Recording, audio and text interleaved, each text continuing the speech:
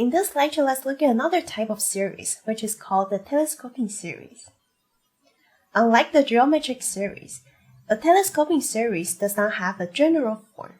It is just a type of series where we can cancel the terms in pairs. And sometimes realizing this cancellation can help us to get to an expression for the partial sum. Then to find the explicit sum of the series, we take the limit of the partial sum. And the hint to use this method is to realize that the term can be decomposed using the partial fraction that we learned in Calculus 2. Let's look at the first example. Let's compute the sum of 1 over n times n plus 1. We note that in the denominator we have a product of linear factors. I'm going to rewrite the an, 1 over n times n plus 1. The denominator is a product of two linear factors, so I should be able to find the constants a and b such that a divided by the first linear factor n plus b divided by the second linear factor n plus 1. This term should equals to an, the 1 divided by n times n plus 1. Now we have to find the constants a and b. I can multiply on both sides by the denominator, n times n plus 1.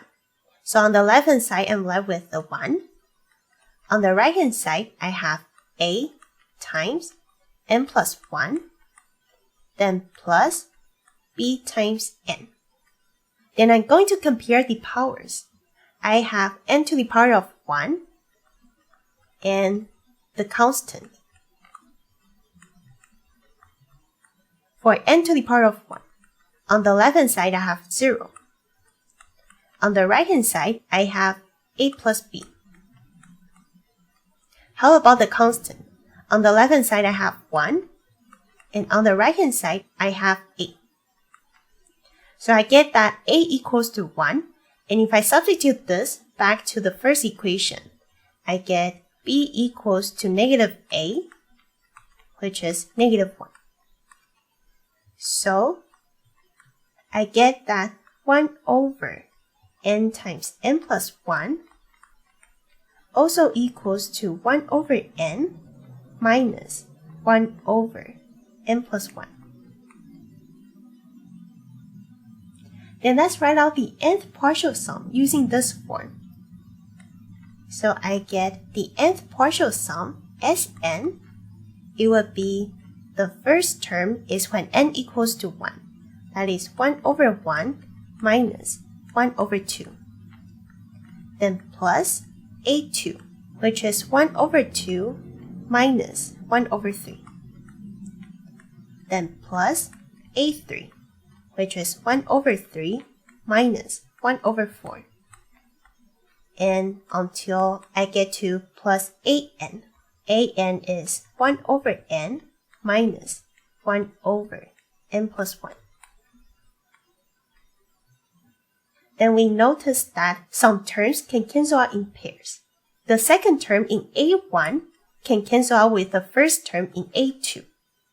And the second term in A2 cancel out with the first term in A3. And so on. The second term in A3 will cancel out with the first term in A4.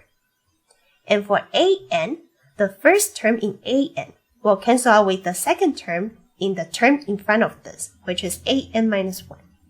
Then you can note that all the terms cancel except the first term and the last term. So the nth partial sum also equals to 1 minus 1 over n plus 1. Then to find the sum of this series, we take the limit of the nth partial sum as equals to the limit as n approaches to infinity of the nth partial sum. Nth partial sum is 1 minus 1 divided by n plus 1, or we can rewrite that in another form as n divided by n plus 1. And the limit of this equals to 1. So we found that this series is convergent and it converges to 1. Now let's look at the second example. We want to compute the series, sum of 2 divided by n squared minus 1. Again, we can notice that in the denominator, it is n squared minus 1, which equals to n plus 1 times n minus 1. And they are again a product of two linear factors. So we can use the partial fraction decomposition again. So let's rewrite the an. 2 divided by n squared minus 1, which also equals to 2 divided by n plus 1 times n minus 1. So we have a product of two linear factors. So we should be able to rewrite that as some constant a divided by the first linear factor, n plus 1. Then plus some constant b divided by the second linear factor, n minus 1. Now we need to find the constants a and b. We use the same technique. I'm going to multiply on both sides by the denominator. So on the left-hand side, I'm left with a 2. On the right-hand side, I have a times n minus 1, then plus b times n plus 1. Then I'm going to compare the power. I have n to the power of 1 and the constants. For n to the power of 1, on the left-hand side I have 0. On the right-hand side I have a plus b. Then for the constants, on the left-hand side I have a 2. On the right-hand side I have negative a plus b. Let's call this equation 1 and this equation 2. Then if I do equation 1 plus equation 2, then I can cancel out the a. I get 2 equals to 2b. So the constant b equals to 1. Then if I substitute this back to equation 1, I get 0 equals a plus 1. So a equals to negative 1. Then let's rewrite that back to the an. b is positive 1, so I have 1 divided by n minus 1, and a is negative 1, so minus 1 divided by n plus 1. Now let's use this form to write out the nth partial sum. So, the nth partial sum. The first term is when n equals to 2, because from this sigma, the n starts from 2.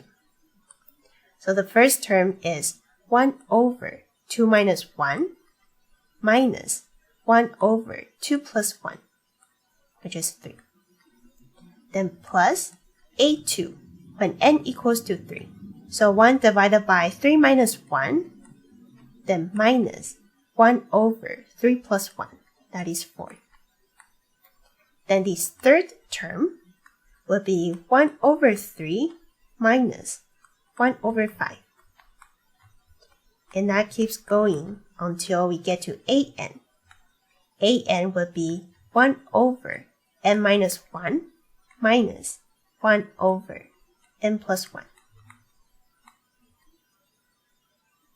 So again, we note that some terms can cancel in pair. The 1/3, the second term in A1, cancel out with the first term in A3. Then the second term in A2 will cancel out with the first term in A4, and so on. So this term will cancel, and this term will be canceled with another term. So we'll be left with 3 terms. The one here, the half, and the last term. So the nth partial sum also equals to 1 plus 1 over 2 minus 1 over n plus 1. Then to find the sum of this series, we take the limit of the nth partial sum. So the sum of the series S, which equals to limit as n approaches to infinity of Sn, the nth partial sum, which is the limit as n approaches to infinity of 1 plus 1 over 2 minus 1 over n plus 1.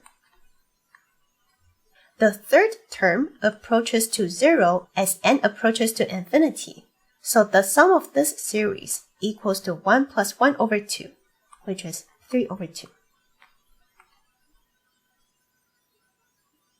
Let's look at one last example for this lecture. Here we want to compute the sum of ln of n divided by n plus 1. In this example, we are not going to use the partial fraction, but you may notice that we could also cancel some terms in pairs using the properties of log. Let's rewrite the terms an, which is ln of n divided by n plus 1.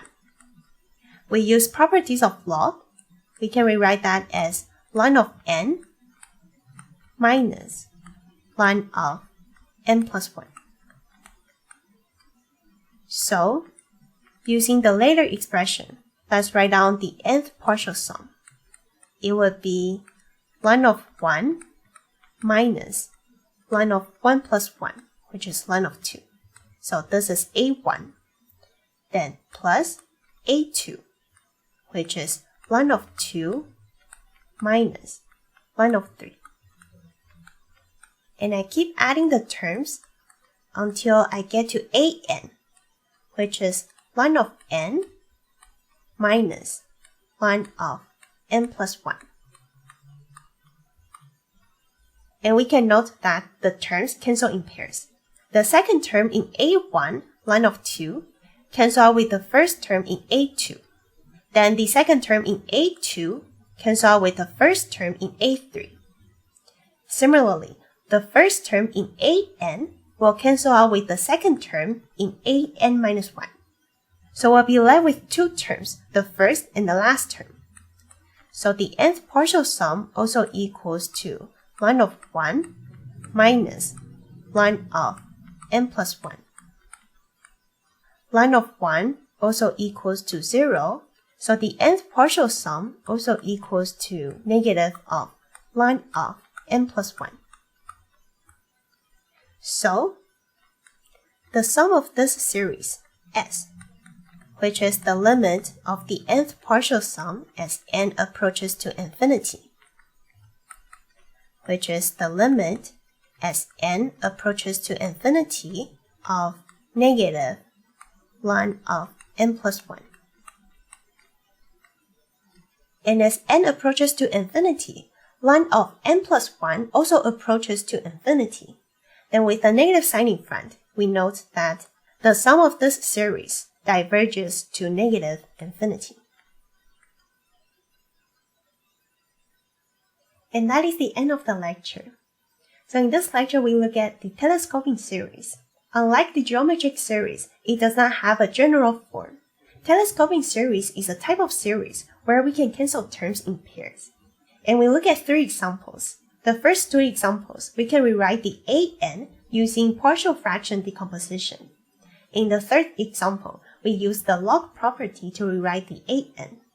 And we noted that when we expand the an, we can cancel out some terms. So we get to a simpler form of nth partial sum. Then to find the sum of the series, we take the limit as n approaches to infinity of the partial sum. In the next lecture, let's look at another special series, which is called the harmonic series.